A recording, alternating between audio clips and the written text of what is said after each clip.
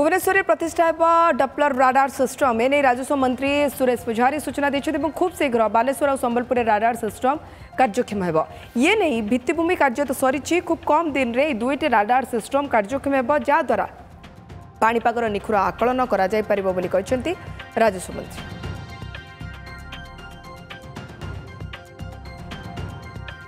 दुईटा नुआ Doppler radar जोटा गोटे संबलपुर रे गोटे बालेश्वर रे यार इंफ्रास्ट्रक्चर कामटा समाप्त हो जाए बुझी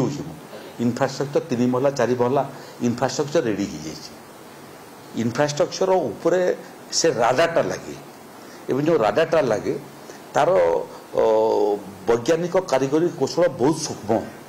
तेणु फिटिंग अल्प दिन भितर फिटिंग हो उभय बालेश्वर और संबलपुर डप्लर राडार कार्यक्षम हो भुवनेश्वर में गोटे राडार बसवाई आम निष्पत्ति केंद्र सरकार आमको सहमति देइछंती तेणु राडार संख्या बढ़िबो एवं राडार कैपेसिटी बढ़िबो पाणीपाग पूर्व आकलन को आहुरी निखुण करिया पे।